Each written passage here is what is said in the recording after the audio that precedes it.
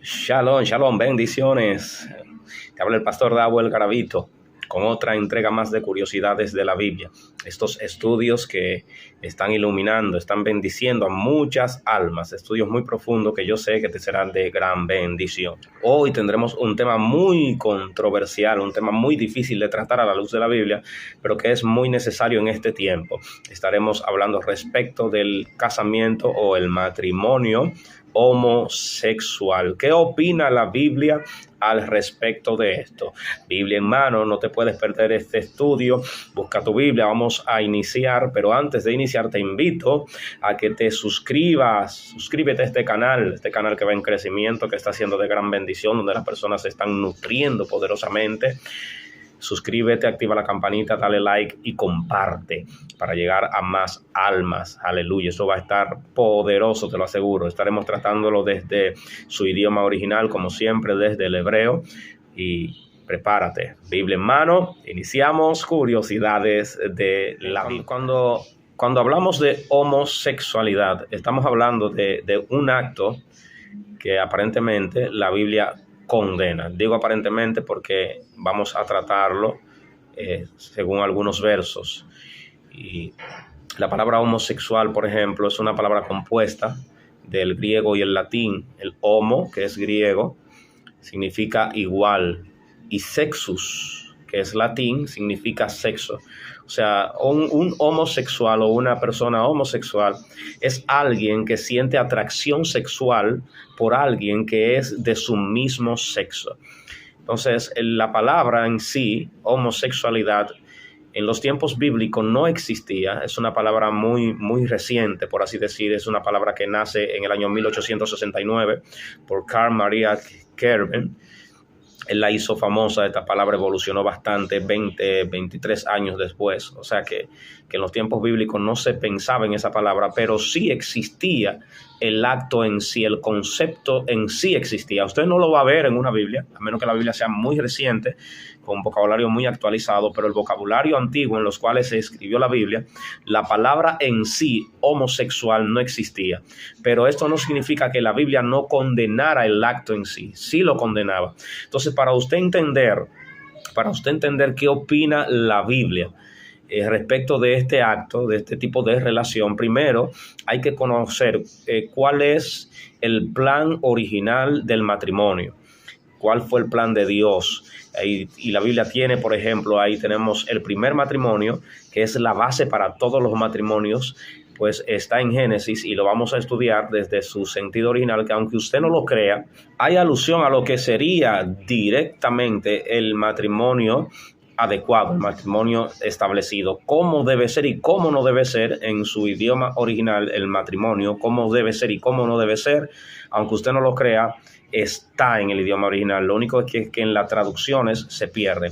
Entonces, para poder entender esto bien y para poder darle una explicación, el por qué nosotros como creyentes tenemos una posición en contra de el matrimonio homosexual, no en contra de los homosexuales en sí, no en contra de la persona, sino en contra del acto, porque nosotros no estamos llamados, pues, sino más bien debemos ser nosotros quienes los ilumine a ellos. Nosotros debemos ayudarle a entender cuál es la posición correcta para que ellos puedan, pues, vencer ese tipo de acto, ¿verdad? Para eso estamos llamados. Esa es la posición que yo entiendo debemos tener, una posición de amor, una posición de orientación, no de condenación a la persona en sí, pero sí de condenación al acto.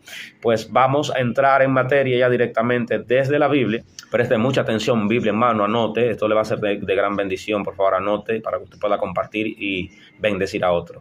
Voy a iniciar desde Génesis en su capítulo 2. Génesis capítulo 2, versículo 7. Vamos a tratar el primer matrimonio que registra la Biblia. Dice Génesis 2, verso 7. Entonces Jehová Dios formó al hombre del polvo de la tierra y sopló en su nariz aliento de vida, y fue el hombre un ser viviente. Ya aquí el propósito del matrimonio y el propósito de la creación del hombre está expresado en el idioma original. Lo único que en la traducción, en la esencia, se pierde. Vamos a leerlo desde el original ahora, su idioma original. Cuando hablo de original no hablo del texto en sí, sino del idioma. Dice: Dice, Vayitzer Adonai Elohim et a Adam, afar min a Adamah, Vayipach be apayo, Nishmat Haim. O sea, es que Dios forma al hombre del polvo de la tierra. Y dice la reina de Valera, y fue el hombre un ser viviente. En el hebreo dice, Vayehij ha Adam le nefesh hayah. Es más poderoso todavía. El nefesh, donde dice el nefesh hayah, el nefesh es el alma, pero la parte física. Porque para el hebreo nosotros somos un alma con distintas dimensiones. Y la primera dimensión es la dimensión física, el nefesh, la carne, es lo que tiene que ver con la carne. Dice que el hombre fue para alma de vida. O sea, no fue un ser viviente, sino que fue para alma de vida. O sea, que a través de él más almas vendrían a este mundo, más almas vendrían a esta tierra. O sea, su propósito como creación, o uno de sus propósitos como creación de Dios, es que el hombre se multiplique, es que el hombre aporte la carne para que Dios pueda aportar el alma. O sea, es para que el hombre, a través de él, se reproduzca lo que es el ser viviente, el hombre. Y para que haya una reproducción, este código está dentro del alma, dentro de la sangre, dentro de uno mismo. Y para que haya una reproducción, tiene que haber una relación. Amén, tiene que haber una relación. Entonces, ya desde aquí, desde Génesis 2, verso 7, la Biblia nos está iluminando para qué Dios crea el hombre, cuál es uno de los propósitos. Y es imposible que el hombre se reproduzca teniendo relaciones sexuales con alguien de su mismo sexo. Ni mujer con mujer, ni hombre con hombre pueden reproducirse. Ahí se rompe el propósito para el cual fue creado, según Génesis 2, verso 7, en el idioma original. Mire lo que dice Génesis 2, verso 18, vamos a continuar. Y dijo Jehová Dios, ya aquí cuando Dios forma al hombre, dice, no es bueno que el hombre esté solo, le haré ayuda idónea para él. Oiga como dice en el hebreo. El hebreo dice, Vayomer Adonai Elohim, y dijo Jehová Dios, Lo tov eyod a Adam levadó. O sea, no es bueno que el hombre esté solo. La palabra bueno en hebreo es la palabra top. Y aquí hay que detenerse y hay que escudriñarla para que usted pueda comprender qué es lo que está saliendo de la mente de Dios, para que usted pueda comprender esto poderosa y profundamente. La palabra top, que se tradujo bueno, también se traduce en otros textos como hermoso. Tiene varios significados, pero uno de los significados más importantes, sobre todo en el contexto de Génesis, es algo que es funcional. Top es funcional. Para Dios todas las cosas son buenas si cumplen el propósito para el cual fue formado. Eso significa top. Y cuando usted ve que dice la Biblia que vio Dios que todo, y es aquí todo lo que Dios había hecho era bueno, o sea, era funcional, ejercía el propósito para el cual fue creado. Por ejemplo, una persona me preguntó, pastor, ¿la marihuana es buena? Y cuando yo no manejaba el idioma hebreo, y yo no supe qué contestarle, le di una respuesta muy, muy ambigua. Pero ahora que estudié el hebreo, le respondo y le digo, sí, es buena. ¿Por qué? Porque si cumple el propósito para lo cual Dios fue formado, a eso es que Dios le llama bueno. Malo es el uso que se le pueda dar. Quizás para el uso que otros le dan no fue para lo cual Dios la creó. Ya ahí se sale del contexto bueno, como Dios ve buenas las cosas. Pero algo para Dios es bueno cuando cumple el propósito para lo cual fue creado. Muy interesante. Por eso hay que estudiar la palabra bueno. Entonces dice Dios, no es bueno que el hombre esté solo. O sea, el hombre solo no es funcional. El hombre solo no cumple el propósito para el cual fue creado. Aquí ya vemos algo más todavía que hace alusión hacia el propósito del hombre como matrimonio heterosexual. Dice que él solo no es bueno. Entonces Dios le va a hacer la ayuda idónea, la ayuda correcta. Amén. Entonces es posible que usted esté en una relación que no sea la correcta. Entonces oiga lo que dice, vamos a continuar. Serlo haré para él, ser kenegdo. La Reina de Valera traduce ayuda idónea. Pero la palabra kenegdo, que viene de neget, en realidad no significa idónea. Ya de la traducción idónea es algo más cultural y conceptual, porque para el judío es idóneo debido a que la mujer ejerce un papel, si lo ejerce si el hombre se lo merece. Es la respuesta que ellos te dan. Pero, por ejemplo, se traduce kenegdo, ser kenegdo en realidad se traduce ayuda opuesta. Ya aquí vemos cómo eso se va entrelazando con lo que tiene que ver sexo opuesto. La palabra kenegdo, opuesta, abarca sexo, abarca la sexualidad de la persona. O sea, Dios va a hacer una ayuda que es de sexo opuesto al hombre. Además de que ella será una oposición para el hombre cuando quiera ir por mal camino, que es lo que significa kenegdo, alguien que se opone también. Pues la palabra es más amplia y abarca algo que es distinto a ti. O sea, una ayuda distinta, una ayuda opuesta. Tiene un sexo opuesto al que tú tienes. Entonces, si tiene el sexo opuesto al que tú tienes, será idónea. Eso es el concepto en sí de la palabra ayuda idónea. Kenegdo en hebreo, opuesta. Es una ayuda distinta. Tú eres macho, eres varón, ella es hembra. Es distinto. Aunque usted no lo crea, esta palabra abarca el sexo. O sea, el matrimonio que Dios establece es el matrimonio de sexo opuesto.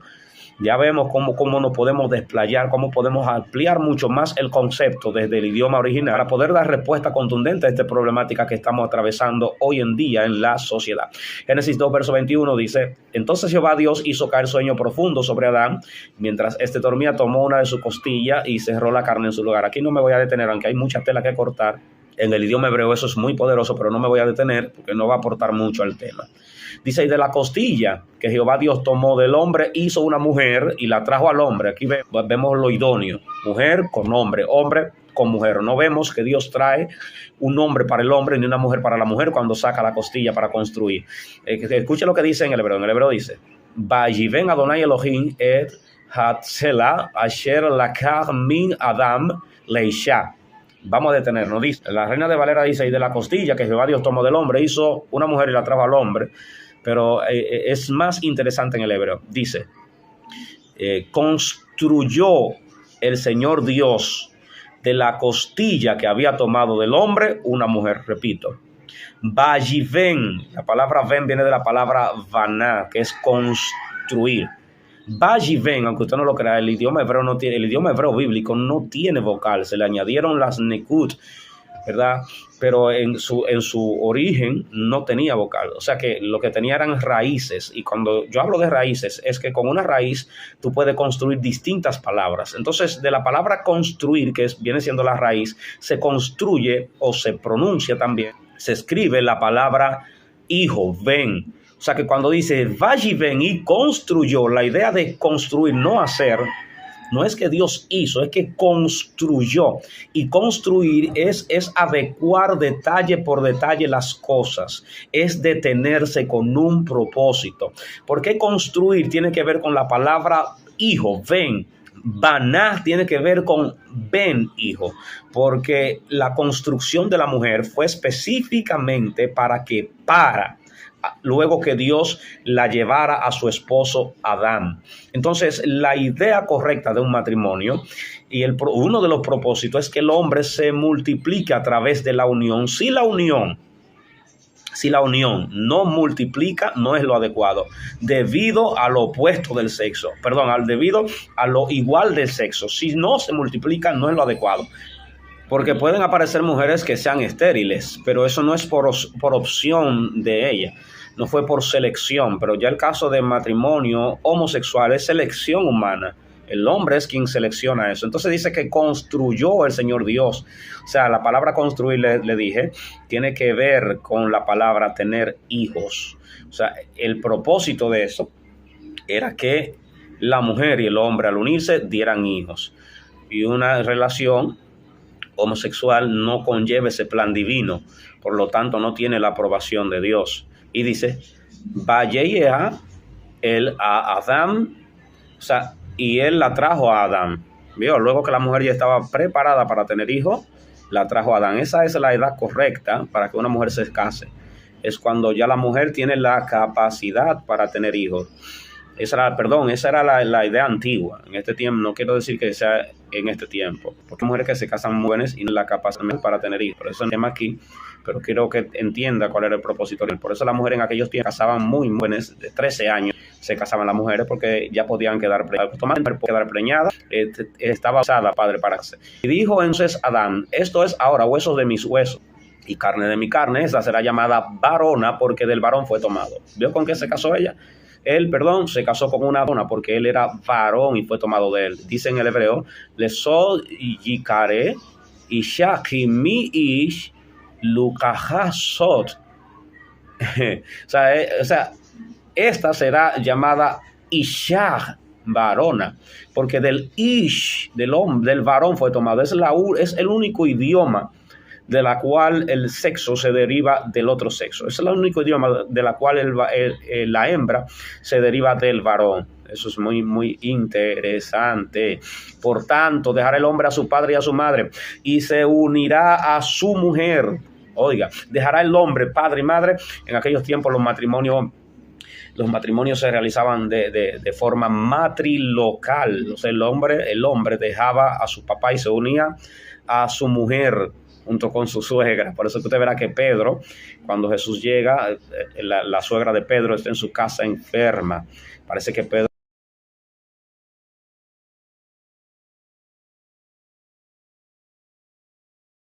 todavía tenía esa mentalidad antigua. Dice: y serán una sola carne. En el hebreo dice: al ken yasok ish et aviv beimo bedavar veishto behau levasar eja. O sea, nosotros decimos serán una sola carne, pero en hebreo dice levasar eja, para una carne. ¿Cuál es esa carne? Nosotros entendemos que cuando el hombre y la mujer se unen, se hacen una sola carne, y eso no está mal.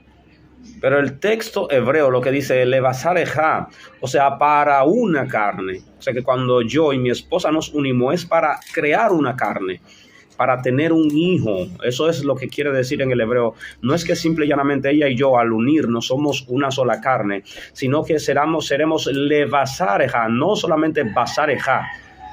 En hebreo dice levasareja, o sea, para una carne. Nuestros hijos es lo que cuando ellos y yo nos unimos, a través de esta unión tenemos hijos. Ese hijo es una carne. Eso es lo que dice el texto literalmente en el hebreo, aunque le suene duro, aunque los religiosos me bombarden y me acaben, porque hay muchos religiosos que no saben Biblia y creen que saben, no manejan el idioma y en base a una traducción hacen interpretaciones erróneas, y lo que estamos cerrados somos nosotros, los que tenemos una pizquita de conocimiento y de manejo. Interesante. Luego que ya el hombre está casado, que comprende cuál es el propósito, nos podemos devolver a Génesis 1:27. No voy a entrar en contexto de escritura y cosas así, pero se complementan el uno con el otro, aunque son textos distintos. Dice Génesis 1:27: y creó Dios al hombre a su imagen, a imagen de Dios lo creó, varón y hembra los creó, y los bendijo Dios y les dijo: fructificad y multiplicaos, llenad la tierra y sojuzgadla, y señoread en los peces del mar, en las aves de los cielos y en todas las bestias que se mueven en la tierra.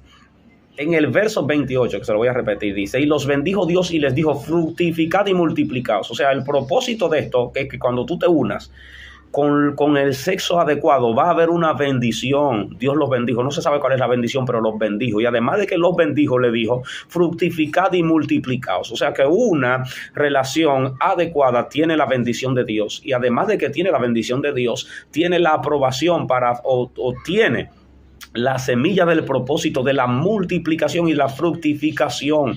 Una relación que no tiene la semilla del propósito no tiene la aprobación y la bendición divina. Ahí es donde está el problema.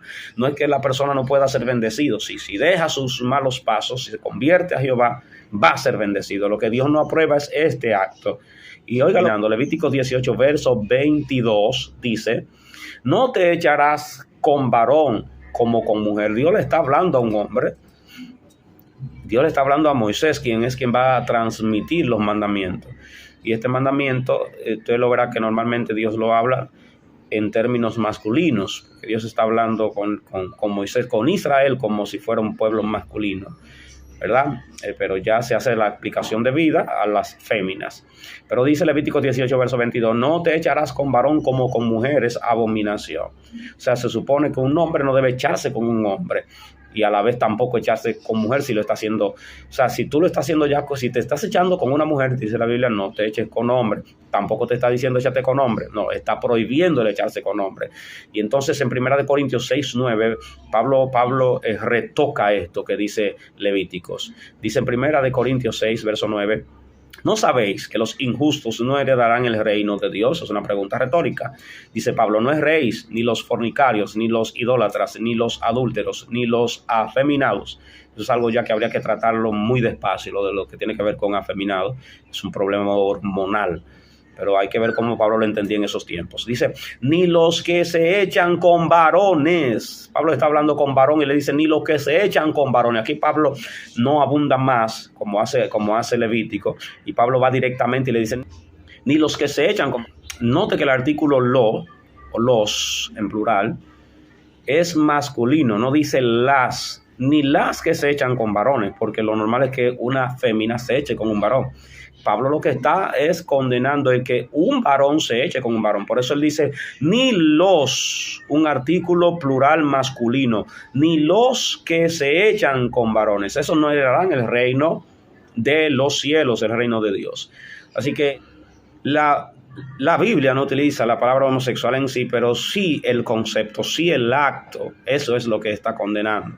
Entonces, yo creo que con esto es suficiente para no abundar mucho. Ya en caso de que usted quiera más que le abunde, pues puede poner un comentario, me lo puede pedir con gusto. Incluso los temas que ustedes quieren que le tratemos, lo pueden pedir por comentarios. Y con gusto, pues lo preparamos. Pero yo espero que esto te sea de bendición, de verdad.